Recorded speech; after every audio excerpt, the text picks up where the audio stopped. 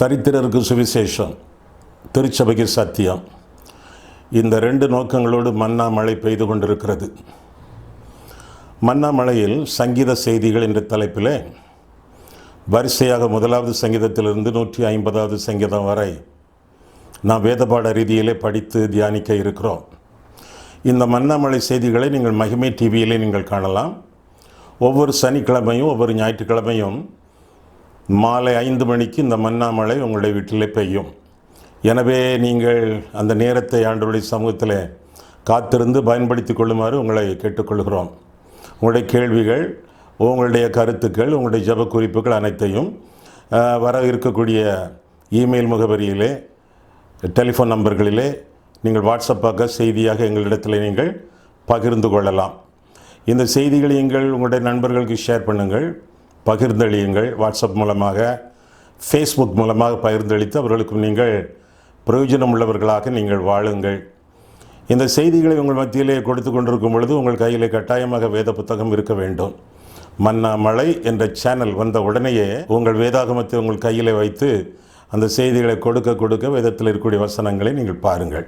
ஆண்டவர் உங்களை ஆசீர்வதிப்பாராக. ஆமென். மன்னா மழையில் நனைய மகிழ்வுடன் உங்களை மறுபடியும் வரவேற்கிறேன். சங்கீத புஸ்தகத்திலிருந்து நாம் செய்திகளை படித்து தியானித்து வருகிறோம்.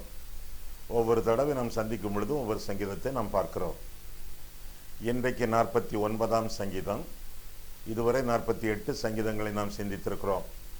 ஒருவேளை இடையில் எதையாவது ஒரு சங்கீதத்தின் செய்திகளை நீங்கள் இழந்து போனால் இந்த சங்கீத செய்திகளின் தொகுப்பு யூடியூபில் உண்டு, mahimai.tv.com என்ற வெப்சைட்டில் உண்டு. நீங்கள் இந்த இணையதளங்களுக்கு போய் இந்த செய்திகளை நீங்கள் பார்த்து கொள்ளுங்கள், படியுங்கள், பயனடையுங்கள். இப்படி சங்கீத செய்திகளின் தொகுப்பு இணையதளத்தில் இருப்பதை நீங்கள் மற்றவர்களுக்கு சொல்லுங்கள். உங்கள் நண்பர்களுக்கு, உங்கள் உறவினர்களுக்கு சொல்லி அவர்களும் இந்த செய்திகளை பார்த்து கேட்டு பயனடைய ஆவண செய்யுங்கள். ஆசீர்வாதமாக வாழுங்கள். 49ஆம் சங்கீதம் கோராகின் புத்திரரில் உள்ள ராகத்தலைவனுக்கு ஒப்புவிக்கப்பட்ட சங்கீதம். ஒப்புவிக்கப்பட்ட சங்கீதம். ஒப்புவித்தது யார்? அங்கே சொல்லப்படவில்லை. அநாதை சங்கீதம் போல காணப்படுகிறது. இருப்பினும் வேத வாக்கியங்கள் எல்லாம் ஆவியானவரால் அருளப்பட்டது என்பதனாலே இது ஆவியானவருடைய சங்கீதம் என்பது நம்முடைய நிச்சயம்.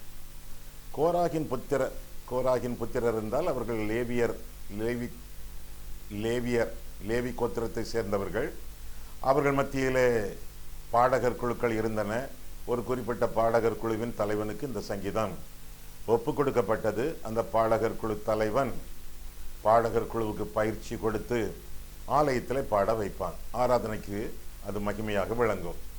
இஸ்ரவேல் ஜனங்கள் மத்தியிலே தேவாலயம் இருந்தது, ஜபாலயம் இருந்தது, ஒரு காலத்தில் ஆசரிப்பு கூடாரம் இருந்தது. இதிலெல்லாம் பாடகர் குழு தலைவர்கள் இருந்தார்கள். வரும் நாட்களிலே, பிற்றைய நாட்களிலே தாவீது இந்த பாடகர் குழுவையே ஏற்படுத்தி சில பாடகர் குழு அதிகாரிகளையும் நியமித்தான்.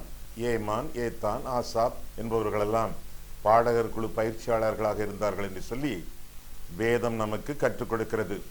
சரி, இஸ்ரவேல் ஜனங்கள் ஆலயங்களிலே பாடுவதற்காக ஏற்றுக்கொண்ட சங்கீதங்களிலே ஒன்று இந்த 43ஆம் சங்கீதம். இந்த சங்கீதத்தை கருத்தாக நாம் பார்க்கும் பொழுது இது ஒரு போதனை சங்கீதம். முக்கியமாக பணத்தை பற்றிய சங்கீதம். பணம் பொருள் மேல் கண்களை பதிய விடாமல், பறந்து செல்லும் பொருள் மேல் கண்களை பதிக்காமல், பரம்பொருள் மேல், ஆண்டவர் மேல் கண்களை பதித்து வாழ வேண்டும் என்பதுதான் இந்த சங்கீதத்தின் அடிப்படை கருத்தாகும். எதை நினைத்தும் கவலைப்படாமல் அவரை நோக்கி பார்த்து பிழைத்து பிரகாசமடைந்து வாழ வேண்டும் என்பதைத்தான் இந்த சங்கீதம் தெளிவாக நமக்கு கற்றுக் கொடுக்கிறது. மத்தேயு 6ஆம் அதிகாரம் பாருங்கள். நீங்கள் ஏற்கனவே வாசித்த வசனங்கள் மீண்டும் நான் உங்களுக்கு வாசித்து காண்பிக்கிறேனே. கையில் பைபிள் இருக்குதா? இல்லைன்னா போய் எடுத்துட்டு வாங்க. வேதத்தோடு இந்த செய்திகளை நீங்கள் கவனியுங்கள். 26ஆம் வசனம், மத்தேயு 6ஆம் அதிகாரம். மத்தேயு 6:26 முதல் பார்க்கும் பொழுது, ஆகாயத்து பட்சிகளை கவனித்து பாருங்கள். அவைகள் விதைக்கிறதும் இல்லை, அறுக்கிறதும் இல்லை, களஞ்சியங்கள் சேர்த்து வைக்கிறதும் இல்லை. அவைகளையும் உங்கள் பரமபிதா பிழைப்பூட்டுகிறார். அவைகளை பார்க்கலும் நீங்கள் விசேஷித்தவர்கள் அல்லவா? கவலைப்படுகிறதுனாலே உங்களில் எவன் தன் சரீர அளவோடு ஒரு முழத்தை கூட்டுவான்? உடைக்காகவும் நீங்கள் கவலைப்படுகிறது என்ன? காட்டு புஷ்பங்கள் எப்படி வளருகிறது என்று கவனித்து பாருங்கள். அவைகள் உழைக்கிறதும் இல்லை, நூற்கிறதும் இல்லை. என்றாலும் சாலமோன் முதலாய் தன் சர்வ மகிமையிலும் அவைகளில் ஒன்றை போலாகிலும் உடித்து இருந்ததில்லை என்று உங்களுக்கு சொல்லுகிறேன். அற்ப விசுவாசிகளே, நம்மை பார்த்து தான் ஆண்டவர் சொல்லுகிறார். அற்ப விசுவாசிகளே, இன்றைக்கு இருந்து நாளைக்கு அடுப்பிலே போடப்படும் காட்டு புல்லுக்கு தேவன் இவ்விதமாக உடுத்துவித்தால் உங்களுக்கு உடுத்துவிப்பது அதிக நிச்சயம் அல்லவா? ஆகையால் எண்ணத்தை உண்போம், எண்ணத்தை குடிப்போம், எண்ணத்தை உடுப்போம் என்று கவலைப்படாதிருங்கள். இவைகளை எல்லாம் அஞ்ஞானிகள், விஞ்ஞானிகள் அல்ல, விசுவாசிகள் அல்ல, அஞ்ஞானிகள் நாடி தேடுகிறார்கள். நாமெல்லாம் இவற்றையெல்லாம் நாடி தேடுவோம் என்றால் அஞ்ஞானிகள். இவைகளை எல்லாம் அஞ்ஞானிகள் நாடி தேடுகிறார்கள். இவைகளெல்லாம் உங்களுக்கு வேண்டியவைகள் என்று உங்கள் பரமபிதா அறிந்திருக்கிறார். நீங்கள் உங்களுக்கு என்ன தேவை என்று நீங்கள் அறிவதற்கு முன்பே ஆண்டவர் அறிந்திருக்கிறார், ஆவன செய்திருக்கிறார். 6வது தடவையாகத்தானே ஆண்டவர் மனிதனை படைத்தார். 6வது நாளிலே, முதல் நாளிலிருந்து 5ஆம் நாள் வரை மனிதனுக்கு தேவையானது எல்லாவற்றையும் ஆண்டவர் ஏற்கனவே படைத்து வைத்து விட்டு கடைசியாக மனிதனை படைத்தார். பொருள் என்ன? தன்னுடைய தேவையை மனிதன் அறிவதற்கு முன்பே தேவன் அவனுடைய தேவையை அறிந்து எல்லாவற்றையும் ரெடியா படைத்து வைத்திருக்கிறார். அதே போல நம்முடைய தேவைகள் என்னவென்று தேவனுக்கு தெரியும். ஆண்டவர் பார்த்து கொள்வார். செய்ய வேண்டியது என்ன? முதலாவது தேவனுடைய ராஜ்யத்தையும் அவருடைய நீதியும் தேடுங்கள், அவருடைய நீதியையும் தேடுங்கள். அப்பொழுது இவைகளெல்லாம் உங்களுக்கு கூட கொடுக்கப்படும். ஆகையால் நாளைக்காக கவலைப்படாதிருங்கள், நாளைய தினம் தன்னுடையவர்களுக்காக கவலைப்படும். அந்தந்த நாளுக்கு அதன் பாடு போதும் என்று சொல்லி நாம் வேதத்தில் வாசிக்கிறோம். ஆக நாளைய பற்றி கவலைப்பட வேண்டாம். நாளைய தினத்திலே நீங்கள் இல்லை, நான் இல்லை. நாளைய தினத்திலே நாதராகி இயேசு கிறிஸ்து இருக்கிறார், அவர் பார்த்து கொள்வார்.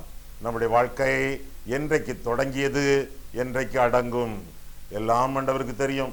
ஆண்டவருடைய மேஜை முன்னாலே ஒரு பெரிய படம் இருக்கிறது, நம்முடைய வாழ்க்கையின் படம்.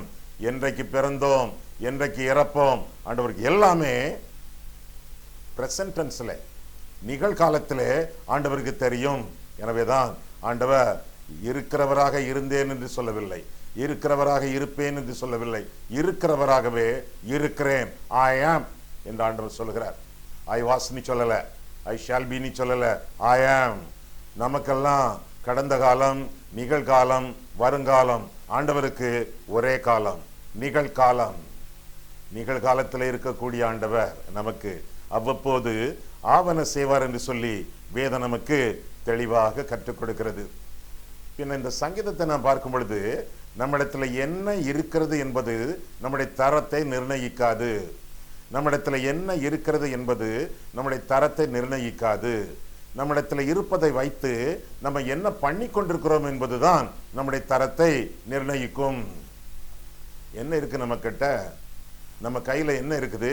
சொத்து, பணம், பொருள், நகை, இன்னும் வியாபாரம், வருமானம், தோட்டம், துறவு, நகைகள், பேங்க் பேலன்சஸ், பிக்ஸட் டெபாசிட்ஸ் எல்லாம் இருக்கா? இதெல்லாம் நம்முடைய தரத்தை நிர்ணயிக்காது. ஆனால் இதெல்லாம் வச்சு ஆண்டவருடைய மகிமைக்காக, ஆண்டவருடைய மகிழ்ச்சிக்காக நம்ம என்ன பண்ணிக்கிட்டு இருக்கோம், அதுதான் நம்முடைய தரத்தை நிர்ணயிக்கும். இதுதான் இந்த 49ஆம் சங்கீதத்தின் அடிப்படை கருத்து. முதல் 5 வசனங்களிலே அச்சத்தை பார்க்கிறோம். என்ன அச்சம் பார்ப்போம். 49ஆம் சங்கீதம் முதல் 5 வசனங்கள். ஜனங்களே, நீங்கள் எல்லாரும் இதை கேளுங்கள். ஜனங்களே நீ சொல்லும்போது விசுவாசிகள் மட்டுமல்ல, விசுவாசத்தை அறியாதவர்கள் கூட பொதுவாக சொல்லப்பட்ட ஒரு சங்கீத காரியம். ஜனங்களே, நீங்கள் எல்லாரும் இதை கேளுங்கள். பூமியின் குடிகளே, சிறியோரும் பெரியோரும், ஐஸ்வர்யவான்களும் எளியவர்களுமாகிய நீங்கள் எல்லாரும் ஏகமாய் செவி கொடுங்கள். என் வாய் ஞானத்தை பேசும், என் இருதயம் உணர்வை தியானிக்கும், என் செவியை உவமை மொழிக்கு சாய்த்து என் மறைபொருளை சுரமண்டலத்தின் மேல் வெளிப்படுத்துவேன். என்னை தொடர்கிறவர்களுடைய அக்கிரமம் என்னை சூழ்ந்து கொள்ளும் தீங்கு நாட்களில் நான் பயப்பட வேண்டியது என்ன? அச்சமின்றி வாழலாம் என்று சொல்லி இங்கே வேதத்திலே நான் வாசிக்கிறோம். அச்சமின்றி வாழலாம் என்பதற்கு அடிப்படை காரணங்களையும் இந்த சங்கீதம் நமக்கு அறிவிக்கிறது. அச்சம், பலவிதமான பயங்கள். இந்த பயத்தை எல்லாம் மேற்கொண்டு வாழ நாம் என்ன செய்ய வேண்டும் என்று சொல்லி பார்த்தால் 2-4 வசனங்களிலே செவி கொடுங்கள், ஆண்டவருக்கு செவி கொடுங்கள். செவி கொடுங்கள் என்ற வார்த்தைக்கு அர்த்தங்கள்: 1, சரியா கவனிங்க; 2, கவனிச்சதுக்கு கீழ்ப்படிங்க. செவி கொடுங்கள் என்று சொன்னால் சொல்லுவதை சரியாக செவி மடுத்து சொல்லப்படும் காரியங்களுக்கு கீழ்ப்படியுங்கள். அச்சத்தை நீங்கள் தவிர்த்து ஆனந்தமாக வாழ வேண்டுமென்றால் கீழ்ப்படிதல் அவசியம். கர்த்தர் கற்றுக் கொடுக்கக்கூடிய காரியங்களுக்கு நம்முடைய வாழ்க்கையை கையளித்து அவற்றை கடைபிடித்து வாழ்வது முக்கியமான ஒரு ஜீவியம். ஆண்டவருக்கு செவி கொடுக்கிறீர்களா? சொல்லுவதை கேட்கிறீர்களா? சத்திய வேதத்தை வாசிக்கிறீர்களா? வாசிக்க கேட்கிறீர்களா?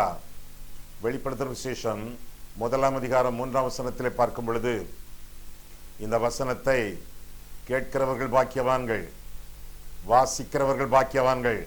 தாத்தா பாட்டிக்கு கண் பார்வை சரியில்லை, அந்த கண்ணாடியும் சரியா பயன்படலை அப்படின்னா பேர பிள்ளைகள், அவங்களுக்கு நீங்க வாசித்து காட்டுவீர்கள் என்றால் பாக்கியவான்களாக இருப்பீர்கள். கேட்கிறவர்கள் பாக்கியவான்கள், வாசிக்கிறவர்கள் பாக்கியவான்கள், கை கொள்ளுகிறவர்கள் பாக்கியவான்கள். பாக்கியவான்களாக நீங்கள் வாழ வேண்டும் என்பது தேவனுடைய சித்தமாகும். ஆண்டவருடைய வாய் ஞானத்தை விளக்கும் போதிக்கும் என்று சொல்லி தொடர்ந்து இந்த வசனங்களிலே நான் வாசிக்கிறோம். நம்முடைய வாய் ஞானத்தை போதிக்கக்கூடிய வாயாக இருக்க வேண்டும். எப்போ? கர்த்தருடைய ஞானத்தை நம்முடைய இருதயத்தில் பெற்றுக்கொள்ளும் பொழுது. ஆண்டவருடைய ஞானம் எங்கே கிடைக்கும்? கர்த்தருக்கு பயப்படுதலே ஞானத்தின் ஆரம்பம். ஆண்டவருக்கு பயந்து வாழும் பொழுது, குறிப்பாக ஆண்டவருக்கு கீழ்ப்படிந்து வாழும் பொழுது நமக்கு ஞானம் உண்டு. அதனாலே ஞானம் இருக்கும் பொழுது எந்த பயத்தையும் மேற்கொண்டு வாழலாம் என்று சொல்லி வேதத்திலே வாசிக்கிறோம். தீமைக்கு விலகுவதே கர்த்தருக்கு பயப்படும் பயம் என்று சொல்லி நீதிமொழிகள் 8:23 நான் வாசிக்கிறோம். ஆக ஆண்டவருக்கு செவி கொடுத்து ஆண்டவருடைய வசனங்களை வாசித்து தியானித்து கீழ்ப்படிந்து, அது மட்டுமல்ல ஆண்டவர் வசனம் காட்டக்கூடிய தீமைகளுக்கு நாம் விலகி வாழ வேண்டும், பாவத்திற்கு விலகி வாழ வேண்டும். அப்பொழுது ஞானத்தை பெற்றுக்கொள்வோம். பயத்தை மேற்கொண்டு வாழ அந்த ஞானம் நமக்கு வழிவகுக்கும் என்று சொல்லி நாம் வேதத்திலே வாசிக்கிறோம். அது மட்டுமல்ல, என்னுடைய இருதயம் தியானிக்கும். தியானமுள்ள வாழ்க்கை நம்முடைய இருதயத்தின் வாழ்க்கையாக இருக்க வேண்டும் என்று சொல்லி வேதம் நமக்கு தெளிவாக கற்றுக் கொடுக்கிறது. தியானமுள்ள வாழ்க்கை. இந்த 49ஆம் சங்கீதத்திலே 13ஆம் வசனத்தை பாருங்கள். 13ஆம் வசனம்: இதுதான் அவர்கள் வழி, இதுதான் அவர்கள் பைத்தியம், ஆகிலும் அவர்கள் சந்ததியார் அவர்கள் சொல்லை மெச்சிக் கொள்ளுகிறார்கள் என்று வாசிக்கிறோம். அதற்கு பின்னர் கடைசியாக அழைப்பு குறிக்குள்ளே வரக்கூடிய வார்த்தை சேலா. சேலா என்றால் அந்த இடத்திலே நிறுத்தி சிந்தியுங்கள், தியானியுங்கள். தியானிக்கக்கூடிய காரியங்களுக்கு உங்களுடைய வாழ்க்கையை ஒப்புக் கொடுங்கள், அர்ப்பணியுங்கள். அந்த தியான சிந்தனைகளுக்கு கீழ்ப்படியுங்கள். இதைத்தான் விளக்கக்கூடிய வார்த்தை சேலா என்பதாகும். எங்கெங்கெல்லாம் வேதத்திலே சேலா என்று பார்க்கிறீர்களோ உடனடியாக கடகடகடவென்று வசனங்களை வாசித்து கடந்து செல்லாதிருங்கள். சேலா வந்த உடனே ஸ்டாப். உங்களுடைய வாசித்தலை அப்படியே நிறுத்தி அந்த சேலா என்ற வசனத்திற்கும் முந்திய வசனங்களுக்கும் உங்களுடைய வாழ்க்கையை ஒப்புக் கொடுத்து சிந்தித்து தியானித்து கீழ்ப்படியுங்கள். கீழ்ப்படிய மனம் இல்லை, கீழ்ப்படிய பலன் இல்லை என்றால் கர்த்தரிடத்திலே சொல்லுங்கள். ஏனென்றால் கர்த்தர் உங்களுக்கு கீழ்ப்படிய உதவி செய்வார். கேட்காத நன்மைகளை ஆண்டவர் தந்திருக்கிறாரே. பிதாவானவர் குமாரனை கொடுத்திருக்கிறார், குமாரன் ஜீவனை கொடுத்திருக்கிறார், பரிசுத்தாவியானவர் வரங்களை தந்திருக்கிறார், தெய்வம் நமக்கு சுவாசத்தை தந்திருக்கிறார். கேட்காத நன்மைகளையே ஆண்டவர் வலிய தந்து கொண்டிருக்கும் பொழுது கேட்கும் நன்மைகளை ஆண்டவர் நிச்சயமாக நமக்கு தந்தருளுவார். அதற்காக செய்ய வேண்டியது என்ன? தியானம். ஆண்டவருடைய வசனங்களை தியானித்து கை கொண்டு வாழ வேண்டியது நம்முடைய கடமை. காதால் கேட்டு கடந்து செல்லக்கூடாது, கண்களால் பார்த்து படித்து கடந்து செல்லக்கூடாது. கையளிக்க வேண்டும், அந்த வசனங்களுக்கு கீழ்ப்படிய வேண்டும். காலையில் எழும்பி கண்ணாடியை பார்க்கிறீர்கள், உங்களுடைய முகம் கண்ணாடியிலே தெரிகிறது. தலை வாரி விடப்படவில்லை, சிதைந்து காணப்படுகிறது. முகத்தில் எண்ணெய் வழிந்து கொண்டிருக்கிறது. சட்டை காலர் சுருங்கி இருக்கிறது. அழுக்காக தெரிகிறீர்கள். கண்ணாடி உங்களுடைய நிலைமையை காட்டுகிறது. வேதம் ஒரு கண்ணாடி என்று சொல்லி யாக்கோபு 1 அதிகாரம் 20 வசனத்திலிருந்து பார்க்கிறோம். இந்த கண்ணாடி காட்டும், கழுவாது. என்ன நிலைமையிலே நாம் இருக்கிறோம் என்பதை வேதம் காட்டும். கழுவ வேண்டியது நம்முடைய கடமை. எப்படி? இயேசு கிறிஸ்துவின் ரத்தம் சகல பாவங்களை நீக்கி நம்மை சுத்திகரிக்கும் என்று சொல்லி வேதத்திலே வாசிக்கிறோம். வேதத்தை வாசிக்கும் பொழுது, தியானிக்கும் பொழுது, கீழ்ப்படிய வேண்டிய காரியங்கள் இருக்கும் பொழுது கீழ்ப்படிய வேண்டும். குறிப்பாக பாவங்களை எல்லாம் அது சுட்டி காட்டும் என்றால், அந்த பாவங்களில் நாம் இருப்போம் என்றால், அல்லது ஒரு காலத்தில் செய்திருப்போம் என்றால், அவற்றையெல்லாம் ஆண்டவருடைய சமூகத்திலே அறிக்கையிட்டு கர்த்தருடைய இரத்தத்தினாலே நம்மை கழுவி கொள்ள வேண்டும். ஐயா, நான் நிறைய பாவம் பண்ணியிருக்கேன் ஐயா, சிலதுதாயா என் மனசுல வருது, அந்த சிலதை அறிக்கை செய்யுங்கள். அவ்வப்போது ஆவியானவர் உங்களுக்கு பழைய பாவங்களை நினைப்பூட்டுவார். நினைப்பூட்டி இருக்கிறாரே, நினைப்பூட்ட அந்த பாவங்கள் எல்லாம் உங்களுடைய மனதிலே வரும் பொழுது அறிக்கை செய்து கர்த்தருடைய இரத்தத்தினால் உங்களை கழுவி கொண்டு அந்த பாவத்தை விட்டு கர்த்தரை ஆராதிக்க வேண்டியது நம்முடைய கடமையாகும். தியானம் என்பது நம்மை நாமே ஆராய்ந்து பார்த்து, வேதனை உண்டாக்கு வழி நம்மிடத்தில் உண்டோ என்று பார்த்து, நித்திய வழியிலே நம் நடக்கத்தக்கதாக ஆண்டவருக்கு நம்முடைய ஜீவியத்தை அர்ப்பணித்து வாழ வேண்டியது நம்முடைய கடமை என்று சொல்லி சேலா என்ற வார்த்தை நமக்கு சொல்லுகிறது. பின்ன இன்னொரு காரியத்தை குறித்து நாம் பார்க்கும் பொழுது, முதலாவதாக முதல் 5 வசனங்களிலே அச்சம், இரண்டாவதாக அழிவு. என்ன அழிவு?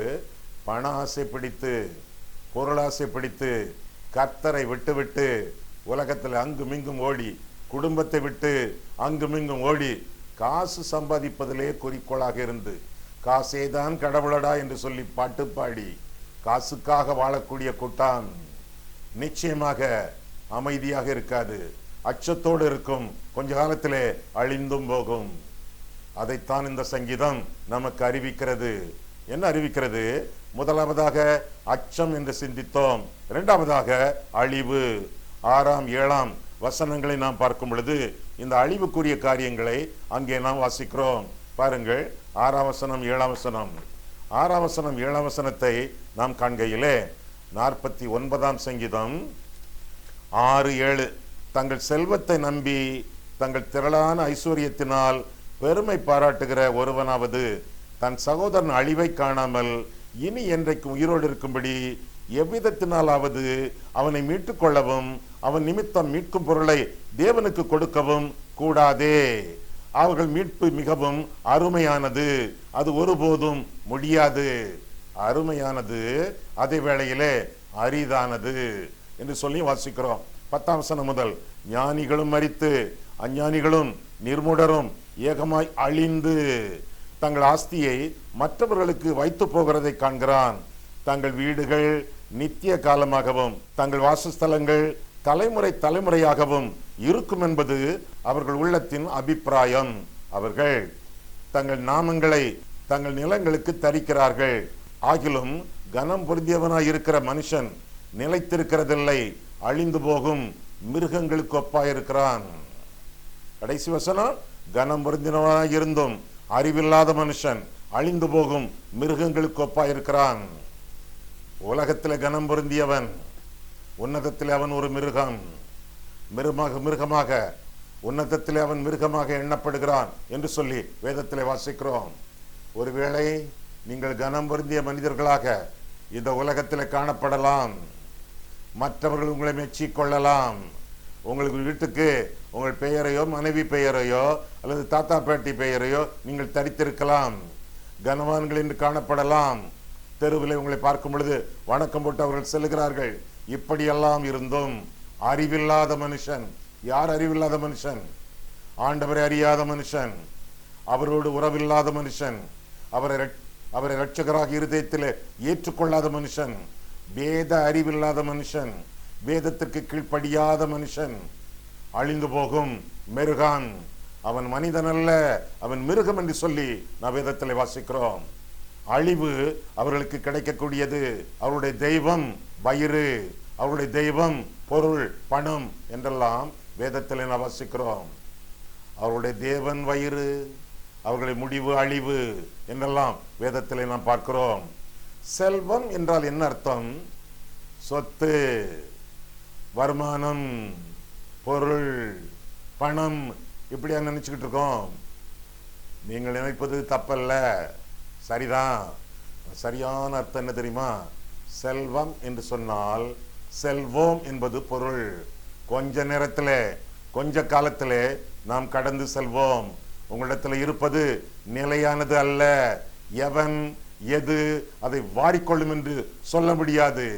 ஒன்று துன்மார்க்கர்கள் அல்லது சுனாமி, ஏதோ ஒன்று உங்களுடையதை வாரிக்கொள்ளும்.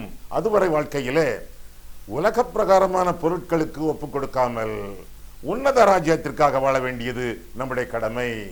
நிறைய செல்வம் இருக்கிறதா? உலக பொருள் இருக்கிறதா? அநீதியான உலக பொருளினாலே ஆத்துமாக்களை சம்பாதிக்க வேண்டியது, ஆட்களை நண்பர்களாக ஆக்கிக் கொள்ள வேண்டியது நம்முடைய கடமை. உன்னதத்திலே பரமண்டலத்திலே நம்மை ஏற்றுக்கொள்வார் உண்டாகக்கூடிய அளவிலே உலகத்திலே உயிரோடு இருக்கும் பொழுதே பொருட்களை, பணத்தை உபயோகிக்க வேண்டியது நம்முடைய கடமை என்று சொல்லி வேதம் நமக்கு கற்றுக் கொடுக்கிறது. பொருள், பணம் நம்மை மீட்காது. 6ஆம் 8ஆம் வசனத்திலே பார்க்கிறோம். அதனால் நம்முடைய ஆத்தும மீட்பு முடியாது என்றும் 9ஆம் வசனத்திலே பார்க்கிறோம். கடைசியில பணமோ பொருளோ மரணத்திலே கொண்டு போய் சேர்க்கும். உங்களுக்கு ஒரு பழமொழி தெரியுமே, பணம் எதுவரை பாயும்? பாதாளம் வர பாயும் என்று சொல்வீர்கள். அது பாதாளத்துக்கு தான் இழுத்துட்டு போகும் வழிய நல்ல வேளை பரலோகத்துக்கு கொண்டு போய் சொல்லல. மரணத்துக்கு நேராக அது வழி நடத்தும். மற்றவர்களிடத்திலே நாம் சம்பாதித்தவற்றை இழந்து போவோம் என்று சொல்லியும் 10ஆம் வசனத்திலே பார்க்கிறோம். பணத்தின் மேல் பற்றுறுதி கொள்கிறவர்கள் மூடர்கள் என்று சொல்லி 11ஆம் வசனத்திலே நாம் பார்க்கிறோம். அந்த மனுஷன் ஒரு மிருகம் என்று சொல்லி கூட 12ஆம் 20ஆம் வசனங்களிலே நாம் பார்க்கிறோம். இன்னும் 13ஆம் வசனத்திலே சேலா என்று போட்டிருப்பதை நாம் ஏற்கனவே சிந்தித்தோம். பணத்தின் மேல், பொருளின் மேல், உலக பிரகாரமான செல்வங்களின் மேல் நம்முடைய உயிரை வைத்து, நம்முடைய ஆத்மாவை வைத்து, நம்முடைய நம்பிக்கை வைத்து நாம் வாழ்வோம் என்றால் நம்முடைய வாழ்க்கை அர்த்தம் இல்லாமல் மண்டுக்குள்ளே போகும். கடைசியிலே உலகத்திலே நம்முடைய கனத்தையும், நம்முடைய கண்ணியத்தையும், நம்முடைய மகிமையையும், நம்முடைய மகிழ்ச்சியையும் முற்றிலும் இழப்போம் என்று சொல்லி 16ஆம் வசனம் முதல் 17ஆம் வசனம் வரை நாம் தெளிவாக வாசிக்கிறோம். காரணம், உலகத்திலே ஒன்றும் நாம் கொண்டு வந்ததில்லை, உலகத்திலிருந்து ஒன்றையும் நாம் கொண்டு போவதும் இல்லை என்று சொல்லி வேதம் நமக்கு தெளிவாக கற்றுக் கொடுக்கிறது. மாமன்னன் அலெக்சாண்டர் அவனுடைய மரண தருவாயிலே தன்னை சுற்றி இருக்கக்கூடிய மனிதர்களிடத்தில் அவன் சொன்னது, நான் மரித்த பிறகு என்னை பாடையிலே வைக்கும் பொழுது என்னுடைய 2 கரங்களையும் திறந்தே வைத்திருக்க வேண்டும். மாமன்னன் அலெக்சாண்டர் இந்த உலகத்திலே ஒன்றும் கொண்டு வந்ததும் இல்லை, ஒன்றும் கொண்டு போவதும் இல்லை என்று முன் நடப்பாரும் பின் நடப்பாரும் சொல்லிக்கொண்டே என்னுடைய சப ஊர்வலத்திலே, என்னுடைய பிண ஊர்வலத்திலே, என்னுடைய கடைசி ஊர்வலத்திலே சொல்ல வேண்டும் என்று சொல்லி செத்தானாம். அப்படி அவர்கள் சொன்னார்களாம், உலகத்திலே நாம் ஒன்றும் கொண்டு வந்ததும் இல்லை, இதிலிருந்து ஒன்றையும் நாம் கொண்டு போவதும் இல்லை, உண்ணவும் உடுக்கவும் உண்டாயிருந்தால் போதும் என்று எண்ண கடவோம். இதெல்லாம் வேதத்தின் கருத்துக்கள் தானா? ஆமா. 1 தீமோத்தேயு கடைசி அதிகாரம் 6ஆம் அதிகாரம் 6ஆம் வசனத்திலிருந்து பார்க்கும் பொழுது, போதும் என்கிற மனதுடனே கூடிய தேவ பக்தியே மிகுந்த ஆதாயம். உலகத்திலே நாம் ஒன்றும் கொண்டு வந்ததும் இல்லை, இதிலிருந்து நாம் ஒன்றும் கொண்டு போவதும் இல்லை என்பது நிச்சயம், உறுதி. உண்ணவும் உடுக்கவும் நமக்கு உண்டாயிருந்தால் அது போதும் என்று இருக்க கடவோம். ஐஸ்வர்யவான்களாக விரும்புகிறவர்கள் சோதனையிலும் கண்ணியிலும் மனுஷரை கேட்டிலும் அழிவிலும் அமிழ்த்துகிற மதிகேடும் சேதமுமான பலவித இச்சைகளிலும் விழுகிறார்கள். பண ஆசை எல்லா தீமைக்கும் வேறாயிருக்கிறது. சிலர் அதை இச்சித்து விசுவாசத்தை விட்டு வழுவி அநேக வேதனைகளினாலே தங்களை உருவ குத்தி கொண்டிருக்கிறார்கள். நீயோ தேவனுடைய மனுஷனே, தேவனுடைய மனுஷியே, நீயோ இவளை விட்டு ஓடி நீதியையும் தேவ பக்தியையும் விசுவாசத்தையும் அன்பையும் பொறுமையையும் சாந்த குணத்தையும் அடையும்படி நாடு என்று சொல்லி தொடர்ந்து பவுல் தீமோத்தேயுவுக்கு புத்தி சொல்வதாக இந்த பகுதியிலே நாம் வாசிக்கிறோம். உலகத்திலே நாம் ஒன்றும் கொண்டு வந்ததும் இல்லை, இதிலிருந்து நாம் ஒன்றும் கொண்டு போவதும் இல்லை.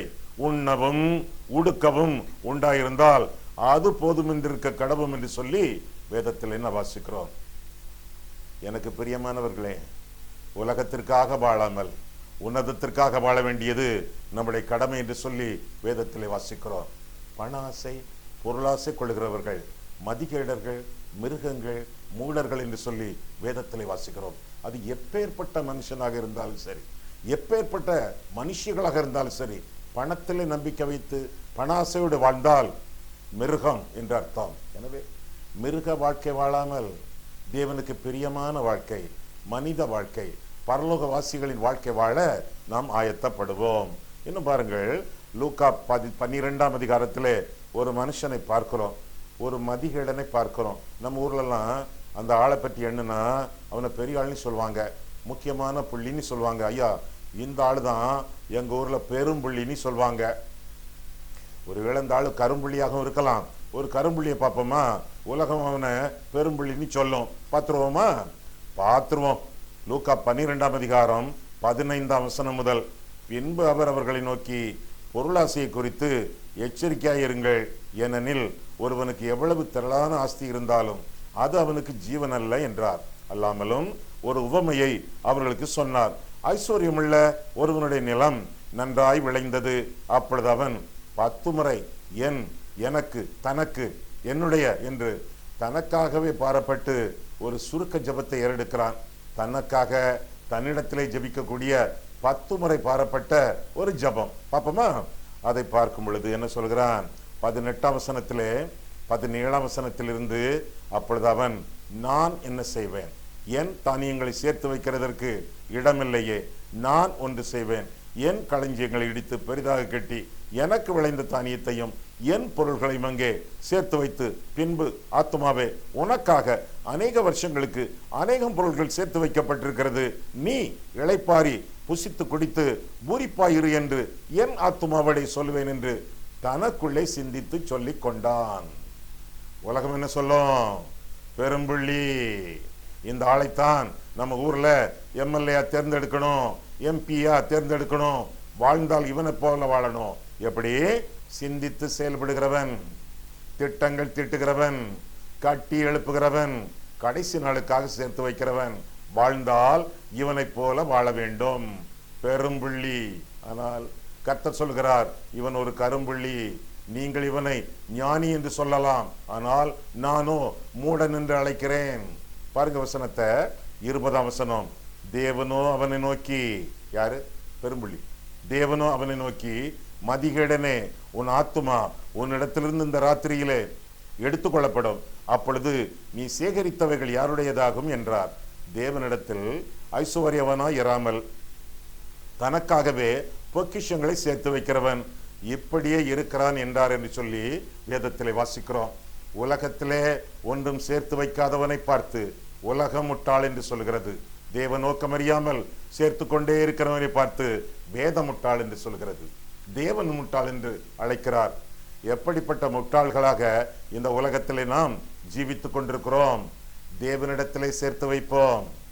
நம்மிடத்தில் உள்ளதை ஆண்டவருக்கு ஒப்பு கொடுத்து, ஆண்டவருடைய ராஜ்யத்திற்கு, ஆண்டவருடைய சுவிசேஷத்திற்கு, ஆண்டவருடைய திருச்சபைக்கு, ஆண்டவருடைய ஊழியங்களுக்கு, ஆண்டவருடைய ஊழியக்காரர்களுக்கு கொடுத்து நித்தியத்திலே நம்முடைய நன்மைகளை சேர்த்து வைப்போம். அப்படி இருக்கும் பொழுது அது அழியாமல் இருக்கும், ஆண்டவருடைய கரங்களில் இருக்கும். ஆண்டவருடைய சமூகத்துக்கு போகும் பொழுது அது நம்மை ஆசீர்வதிக்கும். எனவே தேவனுக்காக வாழ்வோம், உலகத்திற்காக, உலகத்தின் பொருட்களுக்காக வாழ வேண்டாம். மூன்றாவதாக ஒரு வார்த்தை குறித்து இந்த பகுதியில் நாம் காணுகையிலே என்ன பார்க்கிறோம்? மூன்றாவதாக ஆத்தும மீட்பு. முதலாவதாக என்ன? முதலாவதாக அச்சம், இரண்டாவதாக அழிவு, மூன்றாவதாக ஆத்தும மீட்பு என்று சொல்லி 9ஆம் வசனத்திலிருந்து 18ஆம் வசனம் வரை பார்க்கிறோம். குறிப்பாக 15ஆம் வசனத்தை இந்த பகுதியில் நாம் பார்க்கும் பொழுது 9ஆம் வசனம் 15ஆம் வசனம் 18ஆம் வசனம் என்று சொல்லி நாம் பார்க்கும் பொழுது அங்கே என்ன வாசிக்கிறோம்? 9ஆம் வசனம், அவர்கள் ஆத்தும மீட்பு மிகவும் அருமையாயிருக்கிறது, அது ஒருபோதும் முடியாது. 15, ஆனாலும் தேவன் என் ஆத்துமாவை பாதாளத்தின் வல்லமைக்கு தப்புவித்து மீட்பார், அவர் என்னை ஏற்றுக்கொள்வார். நம்முடைய ஆத்தும மீட்பு அருமையானது என்பதனாலே ஆண்டவருக்கு நம்முடைய வாழ்க்கையை அர்ப்பணித்து பாப மன்னிப்பு கிறிஸ்துவனிடத்தில் நாம் பெற்றுக்கொண்டு ஆண்டவருக்குள்ளான நிலைவரமான நித்திய வாழ்க்கை வாழ நம்மை நாமே ஒப்பு கொடுக்க இந்த சங்கீதம் நம்மை அழைக்கிறது. அச்சமின்றி வாழவும், எந்த விதமான பாவ செயல்களுக்கோ பொருளாசைக்கோ நம்முடைய வாழ்க்கையை ஒப்பு கொடுக்காமலும், நமக்காக மரித்து உயிர் தாண்டவரை இருதயத்தில் இரட்சகராக ஏற்றுக்கொண்டு பாதாளத்தை நோக்கி அல்ல பரலோகத்தை நோக்கிய சிந்தனைகளோடு நாம் ஜீவிக்க வேண்டியது நம்முடைய கடமை. கண்களை மூடுவோம், கர்த்தரை பார்ப்போம். அன்புள்ள ஆண்டவரே, எங்களுடைய ஆத்தும மீட்பு அருமையானது என்று சொல்லி நாங்கள் வேதத்திலே பார்த்தோம் கர்த்தாவே. எனவே எங்களை மீட்க வந்த ஆண்டவரே, உமக்கு எங்களுடைய வாழ்க்கையை சமர்ப்பிக்கிறோம். எங்கள் பாவங்களை மன்னியும், எங்களை பரிசுத்தப்படுத்தும். மீட்கும் பொருளாக உம்முடைய ஜீவனை எங்களுக்கு கொடுத்தீர், அதற்காக உமக்கு நன்றி செலுத்துகிறோம். எங்களுக்காக ஜீவனை கொடுத்த ஆண்டவரே, உமக்கு எங்களுடைய வாழ்க்கையின் ஜீவனை ஒப்பு கொடுக்கிறோம். எங்கள் ஆத்துமாவை ஒப்பு கொடுக்கிறோம். எங்களுடைய ஆவி, உடல், பொருள் எல்லாவற்றையும் உமக்கே சமர்ப்பிக்கிறோம். இயேசு கிறிஸ்துவின் நாமத்தில் ஜெபிக்கிறோம் பிதாவே.